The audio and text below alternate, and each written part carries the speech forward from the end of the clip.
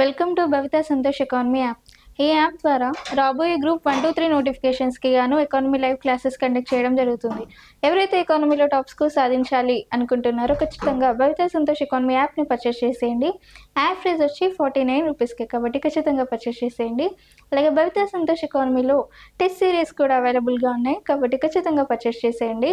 భవిత సంతోష్ ఎకానమీలో daily current affairs అనేవి తెలుగు మరియు ఇంగ్లీష్ మీడియంలో కూడా అవైలబుల్గా ఉన్నాయి, కాబట్టి ఖచ్చితంగా భవిత సంతోష్ ఎకానమీ ఛానల్ని సబ్స్క్రైబ్ చేయండి. అలాగే యాప్ని పర్చేస్ చేసేయండి. అండ్ ఈరోజు డైలీ కరెంట్ అఫైర్స్ అనేవి మనకి చాలా ముఖ్యమైనవి అని చెప్పొచ్చు. కాంపిటేటివ్ ఎగ్జామ్లో మనకి కరెంట్ అఫైర్స్ లేకుండా మనం స్కోర్ అసలు చేయలేం, కాబట్టి కరెంట్ అఫైర్స్ని మాత్రం అస్సలు మిస్ చేయకండి. భవిత సంతోష్ ఎకానమీలో సబ్స్క్రైబ్ చేయండి. డైలీ కరెంట్ అఫైర్స్ న్యూస్ని, డైలీ కరెంట్ అఫైర్స్ ఇన్ఫర్మేషన్ని తెలుసుకోండి. అండ్ ఈరోజు తెలంగాణ మూమెంట్కి సంబంధించి, తెలంగాణ మూమెంట్లో చారిత్రక నేపథ్యానికి సంబంధించి కొన్ని క్వశ్చన్స్ ద్వారా ఇన్ఫర్మేషన్స్ని తెలుసుకుందాం. దాంట్లో ఫస్ట్ క్వశ్చన్, హైదరాబాద్ సంస్థానం ఎన్ని ప్రాంతాలతో కూడి ఉంది? ఒకప్పుడు హైదరాబాద్ సంస్థానం, మీకు హైదరాబాద్ సంస్థానం అంటే ఒకప్పుడు తెలియదు కదా. సో హైదరాబాద్ సంస్థానం అంటే ఒకప్పుడు, ఇది దక్షిణ భారతదేశం అనుకుందాం. ఇది ఒక మ్యాప్. ఇదేంటి? దక్షిణ భారతదేశం. ఈ దక్షిణ భారతదేశంలో ఇక్కడ నుంచి ఉన్న ఈ భూభాగాన్ని మనం ఏమంటాం? ఆంధ్రప్రదేశ్. ఇక్కడ నుంచి ఉన్న ఈ భాగం, తాళం చెవి ఆకారంలో ఉన్న ఈ భాగాన్ని మనం ఆంధ్రప్రదేశ్ అంటాం. ఈ సమద్విబాహు త్రిభుజాకారాన్ని మనం తెలంగాణ అన్నాం. దీన్ని ఏమన్నాం? ఆంధ్రప్రదేశ్. ఈ తాళం చెవి ఆకారంలో ఉన్న ఈ భూభాగాన్ని. మరి ఇక్కడి నుంచి ఉన్న ఈ భూభాగాన్ని మనం కర్ణాటక అన్నాం. ఇక్కడ నుంచి ఉన్న ఈ భూభాగాన్ని ఏమన్నామంటే మహారాష్ట్ర. అంటే తెలంగాణ కొన్ని భూభాగాలు మహారాష్ట్రతో, ఇంకొన్ని భూభాగాలు కర్ణాటకతో ఒకప్పుడు ఉండింది. అంటే ఇప్పుడు మొత్తం ఈ తెలంగాణ, మహారాష్ట్ర, కర్ణాటక ఈ 3 ప్రాంతాలను కలిపి మనం ఒకప్పుడు హైదరాబాద్ సంస్థానం అన్నాం. అంటే 1946కి ముందు ఇదంతా. 1946కి ముందు అంటే 1946 తర్వాత కూడా 1948 వరకు కూడా, 1948 వరకు కూడా, అంటే 1948కి ముందు, 46కి ముందు, 48 తర్వాత మనం ఒకప్పుడు తెలంగాణని ఏమని పిలిచేవారం అంటే హైదరాబాద్ సంస్థానం అని పిలిచేవారు. ఏమని పిలిచేవారు? హైదరాబాద్ సంస్థానం అని పిలిచేవారు. హైదరాబాద్ సంస్థానంలో ఎన్ని ప్రాంతాలు ఉన్నాయి? 3 ప్రాంతాలు ఉన్నాయి. ఏ ప్రాంతాలు? కర్ణాటక, మహారాష్ట్ర మరియు తెలంగాణ. మన క్వశ్చన్ ఏంటి? హైదరాబాద్ సంస్థానంలో ఎన్ని ప్రాంతాలతో కూడి ఉంది? అంటే ఒకప్పుడు హైదరాబాద్ సంస్థానం అంటే ఏంటి? ఈ మొత్తం భూభాగాన్ని మనం హైదరాబాద్ సంస్థానం అన్నాం. హైదరాబాద్ సంస్థానంలో మొత్తంగా 3 ప్రాంతాలు ఉన్నాయి. ఎన్ని ప్రాంతాలు? 3 ప్రాంతాలు ఉన్నాయి. మరి ఈ హైదరాబాద్ సంస్థానానికి గల పేర్లు ఏంటి చూసుకుంటే, అప్పట్లో హైదరాబాద్ సంస్థానాన్ని మనం తెలంగాణ అని, అలాగే నిజాం రాజ్యం అని, అలాగే మనకు ఏమని? తెలంగాణ హైదరాబాద్ సంస్థానం అని పిలిచేవారు. ఒకప్పుడు మనం ఈ 3 భూభాగాలు ఉన్నదాన్ని హైదరాబాద్ సంస్థానం అని, నిజాం రాజ్యం అని, అలాగే తెలంగాణ అని అనేవాళ్ళము. మరి హైదరాబాద్ సంస్థానంలో ఎన్ని భూభాగాలు? మరి ఒక్కొక్క ప్రాంతంలో ఎన్ని జిల్లాలతో కూడి ఉంది? ఇప్పుడు తెలంగాణ ఉంది. మనకు తెలంగాణ, మహారాష్ట్ర, కర్ణాటక, ఈ 3 భూభాగాలను ఏమన్నాం మనం? హైదరాబాద్ సంస్థానం, నిజాం రాజ్యం, అలాగే ఏమన్నాం? హైదరాబాద్ సంస్థానం, నిజాం రాజ్యం, తెలంగాణ అన్నాం. అంటే తెలంగాణ అన్నా కూడా హైదరాబాద్ సంస్థానమే. మళ్ళీ ఆ హైదరాబాద్ సంస్థానంలో తెలంగాణ ఉంది, మళ్ళీ ఆ హైదరాబాద్ సంస్థానంలో తెలంగాణ ఉంది. మళ్ళీ అంత హైదరాబాద్ సంస్థానాన్ని కూడా తెలంగాణ అనేవాళ్ళం. ఇప్పుడు కరీంనగర్, ఫర్ ఎగ్జాంపుల్ కరీంనగర్లో అల్గునూరు ఉంది. మీది ఏ ఊరు అంటే ఏం చెప్తాం? కరీంనగర్ అని చెప్తాం. కానీ వాళ్ళ కరీంనగరా? సొంతంగా అయితే ఏమని చెప్తారు? అల్గునూరు అనే చెప్తారు. అదేవిధంగా తెలంగాణ హైదరాబాద్ సంస్థానంలో తెలంగాణ అనే ప్రాంతం ఉంది. మొత్తం హైదరాబాద్ సంస్థానాన్ని కూడా ఏమని పిలిచేవాళ్ళు అంటే తెలంగాణ అని పిలిచేవారు. మరి తెలంగాణలో ఎన్ని జిల్లాలతో ఉంది అంటే తెలంగాణలో దాదాపుగా 8 జిల్లాలతో కూడి ఉంది. మరి మహారాష్ట్ర ఎన్ని జిల్లాలతో కూడి ఉంది అంటే దాదాపుగా 5 జిల్లాలతో కూడి ఉంది. అలాగే కర్ణాటక ఎన్ని జిల్లాలతో కూడి ఉంది అంటే మొత్తంగా 3 జిల్లాలతో కూడి ఉంది. తెలంగాణ 8 జిల్లాలు, మహారాష్ట్ర 5 జిల్లాలు, అలాగే కర్ణాటక 3 జిల్లాలతో కూడి ఉంది. దీన్నే మనం ఏమన్నాం? హైదరాబాద్ సంస్థానం లేదా నిజాం రాజ్యం లేదా తెలంగాణ అని పిలిచేవారం. So how many regions did the Hyderabad state consists of? So Hyderabad states consist of in Hyderabad state consisting 3 regions. Hyderabad state consisting how many regions? 3 regions. What are that? First one is Telangana, second one is Maharashtra, third one is Karnataka. So these 3 regions are called Hyderabad state or Nizam state or Telangana. These 3 regions are called Hyderabad state, Nizam state or Telangana. So we are seeing Hyderabad state. So Hyderabad state consisting 3 regions. So Telangana, Maharashtra, Karnataka. So Telangana consisting of 8 districts and Maharashtra consisting of 5 districts and Karnataka consisting of how many districts? 3 districts. And this is about Hyderabad state. Hyderabad state consisting with how many regions? Consisting with 3 regions. Hyderabad state consisting with 3 regions. Next, which is the largest state among all states in the country? or భారతదేశంలో సంస్థానాలన్నింటిలో అతి పెద్ద సంస్థానం ఏది? మనకి ఇంతకుముందే చూసాం. ఇది India map. ఒకవేళ ఇండియా మ్యాప్ గనుక మనం వేస్తే మనకు మొత్తం ఇండియాలో ఎన్ని సంస్థానాలు ఉన్నాయి? ఒకప్పుడు 1948కి ముందు ఎన్ని సంస్థానాలు ఉండేవి అంటే 562 సంస్థానాలు. మరి సంస్థానాలు అంటే ఏంటి అంటే సంస్థానాలు అంటే రాష్ట్రాలు. ఒకప్పుడు రాష్ట్రాలని ఏమని పిలిచేవారు అంటే సంస్థానం అని పిలిచేవారు. ఆ విధంగా ఒకప్పుడు నిజాంల కాలంలో మనకి ఎప్పుడు ఇండియాలో దాదాపుగా 562 సంస్థానాలు ఉన్నాయి. మరి ఆ 562 సంస్థానాల్లో అన్ని స్టేట్స్ భారత్లోనే ఉన్నాయి. కానీ ఒక హైదరాబాద్ సంస్థానం మరియు జునాగఢ్ అలాగే కాశ్మీర్, హైదరాబాద్ సంస్థానం, జునాగఢ్, కాశ్మీర్ ఈ 3 సంస్థానాలు లేదంటే ఈ 3 రాష్ట్రాలు మాత్రమే మేము స్వతంత్రంగా ఉంటాము, భారతదేశంలో కలవము అని చెప్పి ఇండియాకి సపరేట్గా ఉన్న సంస్థానాలు సపరేట్గా ఉండడం జరిగింది. అంటే మనకి హైదరాబాద్ సంస్థానం అనేది ఇండియాలో లేదు.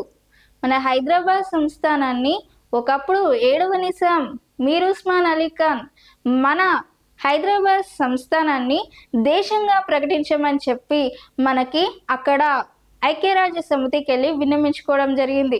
అంటే మనకి స్వాతంత్రం ఎప్పుడు వచ్చిందంటే ఎవరైనా ఏమని చెప్తారు? స్వతంత్రం ఎప్పుడు వచ్చింది? 1947 ఆగస్టు 15 అని చెప్తారు. కానీ మనకు స్వతంత్రం వచ్చిందా? రాలే. ఎందుకంటే మనం ఎక్కడున్నాం? హైదరాబాద్ సంస్థానంలో ఉన్నాం. భారత్లో హైదరాబాద్ భారత్లో ఇంకా విలీనం కాలేదు. హైదరాబాద్ సంస్థానం అనేది భారత్లో విలీనం కాకుండా హైదరాబాద్ సంస్థానం అనేది సొంత రాష్ట్రంగా స్వతంత్రంగా ఉంటాను అని చెప్పింది. 1947 ఆగస్టు 15 నాడు ఇండియాకి స్వతంత్రం వచ్చింది. కానీ ఇండియాలో భారత్ ఉందా? లేదు. కాబట్టి మనకు స్వతంత్రం రాలేదు. ఇంకా మనం నిజాం కబంధ హస్తాలలో ఇంకా చిక్కుకొని ఉండడం జరిగింది. కాబట్టి మనకి ఎప్పుడు స్వతంత్రం వచ్చిందండి? ఎప్పుడు స్వతంత్రం వచ్చింది? 1948 సెప్టెంబర్ 17 నాడు. 1948 సెప్టెంబర్ 17 నాడు ఎప్పుడైతే నిజాం మన హైదరాబాద్ సంస్థానాన్ని భారత్లో విలీనం చేశాడో అప్పుడు మనకు స్వతంత్రం వచ్చింది. అప్పటి వరకు 1947 ఆగస్టు 15 అనేది మనకు స్వతంత్రం వచ్చిన దినోత్సవం కానే కాదు. ఎప్పుడు 1948 సెప్టెంబర్ 17 నాడు ఎప్పుడైతే నిజాం మనకి భారత్ని హైదరాబాద్ సంస్థానాన్ని భారత్లో విలీనం చేశాడో అప్పుడే మనకి స్వతంత్ర దినోత్సవంగా ప్రకటించుకోవాలి. కాబట్టి మనకి 1948 సెప్టెంబర్ 17 అనేది స్వతంత్ర దినోత్సవంగా చెప్పుకోవాలి. మనకి హైదరాబాద్ సంస్థానం నుంచి సపరేట్గా ఉన్న రాష్ట్రాలు ఏంటి? ఇండియా నుంచి సపరేట్గా ఉన్న రాష్ట్రాలు ఏంటి? హైదరాబాద్, జునాగఢ్ మరియు కాశ్మీర్. ఇప్పుడు మన క్వశ్చన్ ఏంటి? భారతదేశంలో సంస్థానాలన్నింటిలో అతిపెద్ద సంస్థానాలు ఏది? మనకి 562 సంస్థానాలు ఉన్నాయి. అప్పట్లో మనది ఎంతో పెద్ద సంస్థానం.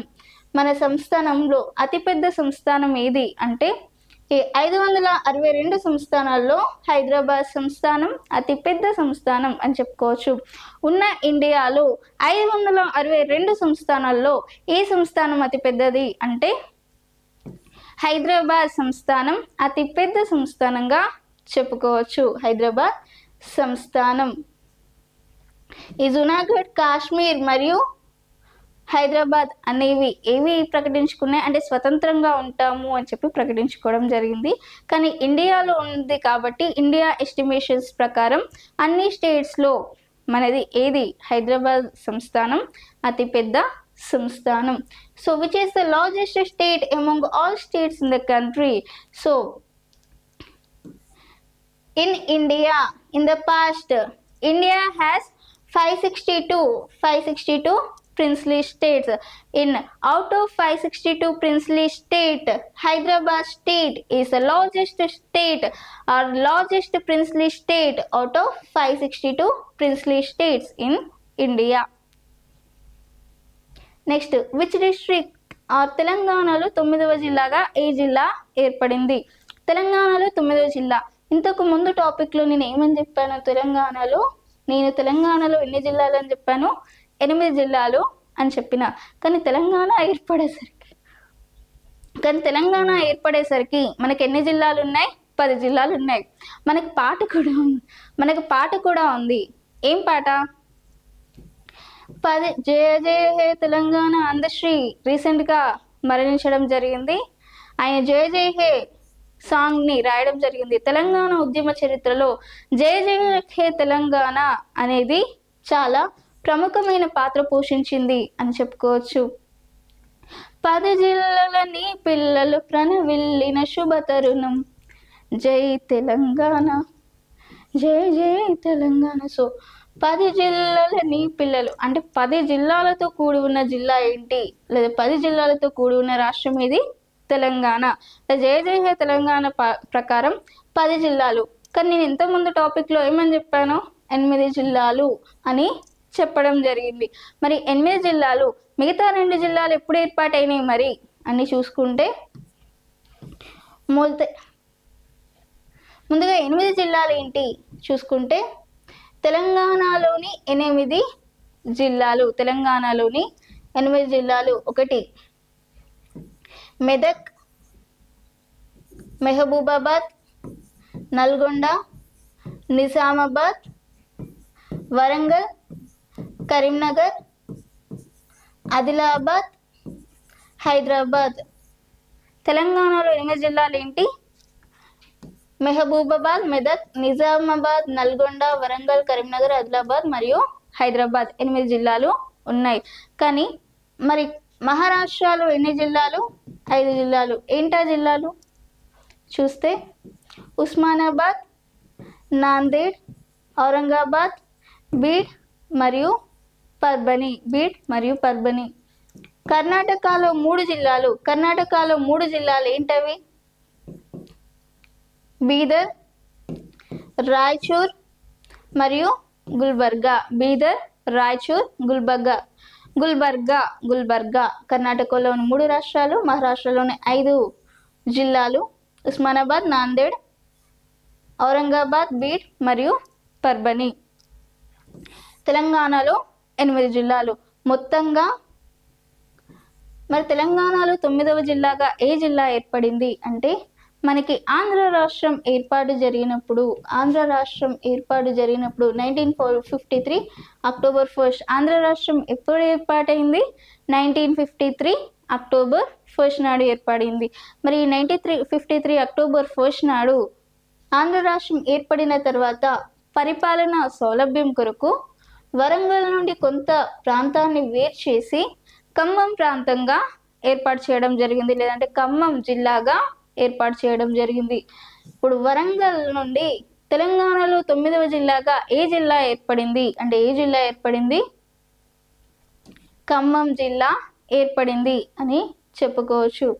So which district is formed as 9th district in Telangana? So in 1953 October 1st, Khammam district was formed from Warangal district as 9th district in Telangana. మరి 9వ జిల్లాగా ఖమ్మం ఏర్పడింది. మరి 10వ జిల్లాగా ఏం ఏర్పడింది అంటే 1978 ఆగస్టు 15th నాడు కేవి రంగారెడ్డి పేరు మీదుగా మనకి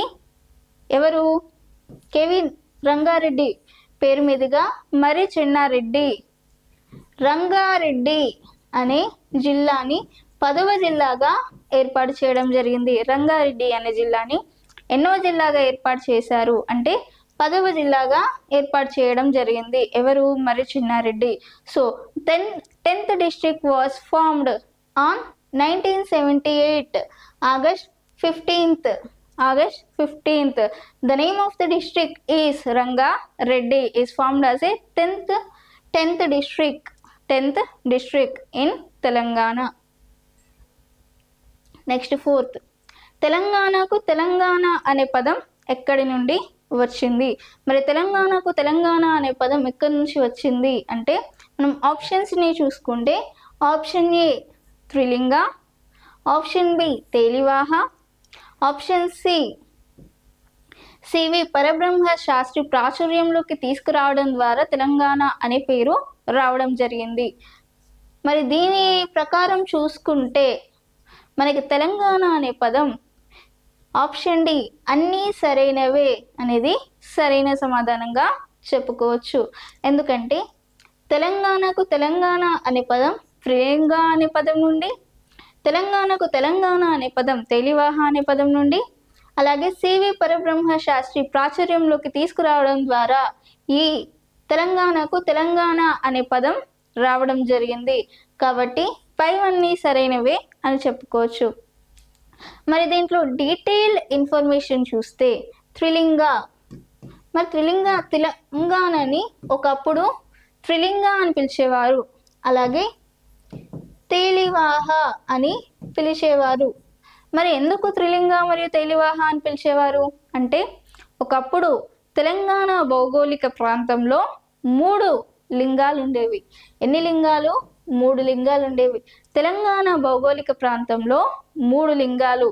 ఏ భౌగోళిక ప్రాంతంలో అంటే శ్రీశైలం, కాళేశ్వరం, ద్రాక్షారం అనే 3 భౌగోళిక ప్రాంతాలలో 3 లింగాలు ఉండేవి. 3 లింగాలు ఉండేటివి. ఆ 3 లింగాలని మనం త్రిలింగ అని పిలిచేవారు. ఏమని పిలిచేవారు? త్రిలింగ అని పిలిచేవారు. మరి తేలివాహ అంటే ఏంటి? తేలివాహ అంటే మనకి తెలంగాణలో ప్రధానంగా ప్రవహించే నది గోదావరి నది. తెలంగాణలో ప్రధానంగా ప్రవహించే నది ఏది అంటే గోదావరి నది. ఆ గోదావరిని తెలంగాణలో తేలివాహ అని పిలిచేవారు. తేలివాహ అని పిలిచేవారు. ఆ విధంగా గోదావరికి లేదా గోదావరి పేరు మీదుగా తేలివాహ పేరు మీదుగా తెలంగాణకు తేలివాహ పేరు మీదుగా తెలంగాణ అనే పేరు వచ్చింది అని చెప్పుకోవచ్చు. అలాగే సివి పరబ్రహ్మ శాస్త్రి గారు తెలంగాణ అనే పదాన్ని చాలా వరకు ప్రాచుర్యంలోకి తీసుకురావడం జరిగింది. అందుకని మన తెలంగాణకి తెలంగాణ అని పేరు రావడం జరిగింది. సో తెలంగాణ అనే పదం where does the word Telangana came from? The word Telangana came from the word derived from the word Trilanga, and the Telangana word is derived from the word of Trilinga. Similarly, it derived from the word of Telivaha or Telivaha. So in this case and in Trilinga, previously Trilinga of three geographical areas had three lingas. Three geographical areas had three lingas. So what is this three geographical areas? That are Srishailam, Kaleshwaram, Draksharam. These three geographical areas has three lingas. So in this case Trilinga, the name of Trilinga was came. So Trilinga, the name of Trilinga is became Telangana, and similarly Telivaha. In a previous, Godavari river in Telangana was called as Telivaha. In that way, the name of Telivaha or the name of Telangana is came from the word or derived from the word of Telivaha, and the word who populated Telangana is C.V. Parabrahma Shastri. In this way, the word Telangana is came from the word Trilinga and Telivaha, and because of C.V. Parabrahma Shastri who populated the word Trilinga, who populated the word Telangana. Because of this reason, the name of Telangana was came. Next, తెలంగాణను మొదటిగా పాలించిన రాజవంశం ఏది? మరి తెలంగాణను మొట్టమొదటిసారిగా ఏ రాజవంశాలు పాలించాయి? మొదటగా చూసుకుంటే మనకు తెలంగాణను అనేక రాజవంశాలు పాలించాయి. మరి అనేక రాజవంశాల్లో ఏ వంశం మొదటిగా పాలించింది అంటే ముస్లిం రాజ్యాలలో తెలంగాణని దాదాపుగా 400 సంవత్సరాల పాటు ముస్లింలే పరిపాలించారు. కాబట్టి ఆ ముస్లింల పరిపాలనలో భాగంగా లేదంటే తెలంగాణని మొట్టమొదటిగా పాలించిన రాజవంశాలు ఏవి చూసుకుంటే, మొదటిగా option A Satavahanas, option B Vishnukundis, option C Vakatakas and option D Kalyani చాళుక్యులు. మరి వీరిలో ఏ రాజవంశం మొట్టమొదటిసారిగా తెలంగాణను పాలించింది అంటే శాతవాహనులు అని చెప్పవచ్చు. మరి శాతవాహనులు మొట్టమొదటిగా తెలంగాణ ప్రాంతాన్ని పాలించడం జరిగింది. మరి శాతవాహనుల తర్వాత ఏ రాజవంశాలు మనకి తెలంగాణను పరిపాలించాయి అంటే ఇక్ష్వాకులు, విష్ణుకుండీలు, వేములవాడ చాళుక్యులు, కాకతీయులు, బహుమనీ సుల్తానులు, కుతుబ్ షాహీలు, మొఘల్స్, ఆ తర్వాత నిజాములు పరిపాలించడం జరిగింది. అంటే తెలంగాణను మాత్రమే పరిపాలించిన రాజవంశాలు ఆర్డర్లో లేవు అని చూడకుండా తెలంగాణను ఏవైతే రాజవంశాలు పరిపాలించాయో ఆ రాజవంశాలను మాత్రమే ఇక్కడ వివరించడం జరిగింది. అంటే మొట్టమొదటిగా పాలించిన రాజ్యం ఏది? శాతవాహనులు. ఆ తర్వాత పాలించిన రాజవంశాలు ఇక్ష్వాకులు, విష్ణుకుండీలు, వేములవాడ చాళుక్యులు, కాకతీయులు, బహుమనీ సుల్తానులు, కుతుబ్ షాహీలు, మొఘల్స్, అలాగే ఆఖరున నిజాం వాళ్ళు పాలించడం జరిగింది. ఈ నిజాంల కాలంలోనే మనకి ఏం రావడం జరిగింది? నిజాంల కాలంలోనే మనకు